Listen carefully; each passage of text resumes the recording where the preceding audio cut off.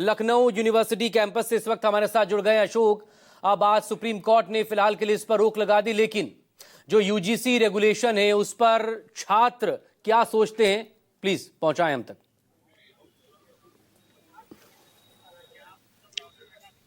बिल्कुल, इस वक्त मैं लखनऊ विश्वविद्यालय में मौजूद हूं और यूजीसी का जो नया रेगुलेशन लाया जा रहा था उसको लेकर बहुत जबरदस्त विरोध प्रदर्शन लखनऊ विश्वविद्यालय में हम लोगों को देखने को मिला था। हमारे साथ तमाम सारे स्टूडेंट यहां पर मौजूद हैं। सुप्रीम कोर्ट ने फिलहाल जो नया रेगुलेशन है यूजीसी का उस पर फिलहाल हाँ तो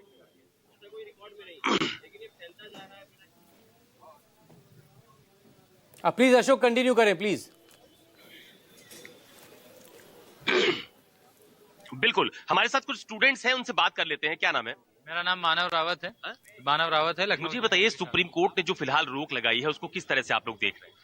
देखिए, जहाँ पे जब भी भारत में जब भी किसी तरह का बदलाव आता है, किसी तरह की कुरीति का अंत होता है, किसी भी तरीके का हम लोग बराबरी का अधिकार देखते हैं, जब आना शुरू हो जाता है तो इस देश में हमेशा विरोध होता है। चाहे वो दलितों का अधिकार हो, ओबीसी का अधिकार हो, महिलाओं के अधिकार हो या माइनॉरिटीज का अधिकार हो, हमेशा उसका विरोध होता है। और ये समाज ऐसा है जो इस तरह का विरोध करता है कि समाज में कोई तरह का बदलाव ना आ पाए, कोई बेहतर चीज ना पनप पाए। और ये विरोध हम आज से नहीं, अंग्रेजों के दौर से देख रहे हैं। जब सती प्रथा का अंत हुआ था तब अंग्रेजों को भगाना चालू हुआ था।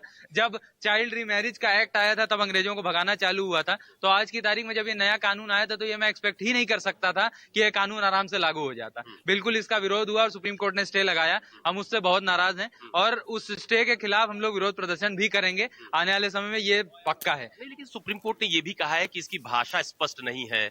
केंद्र सरकार से कहा है कि एक कमेटी का गठन किया जाना चाहिए। यूजीसी को भी नोटिस दिया है, वो परमानेंट उस पर रोक नहीं लगा दिया, फिलहाल रोक लगाई। बिल्कुल, अगर परमानेंट नहीं है तो बहुत अच्छा है। और वैसे तो ये जिस तरह की भी रोक है, अगर इस तरह का जो है कानून उनको लग रहा है कि स्पष्टता नहीं है, उनको लग रहा है कि कोई दिक्कत है इसमें, तो उनको सुधार करना चाहिए। कमेटी भी उन्हीं की बनाई हुई है, सरकार भी उन्हीं की है, विरोध भी वही कर रहे हैं, तो फिर हम कहाँ स्टैंड करते हैं? हम लोगों को तो कहीं ना कहीं ऐसा होना चाहिए कि हमारा भी कोई से होना चाहिए, उस कमेटी में हमारे लोग भी होने चाहिए। इन विश्वविद्यालयों के अंदर कमेटी होनी चाहिए, SC/ST सेल होना चाहिए, SC/ST आयोग होने चाहिए।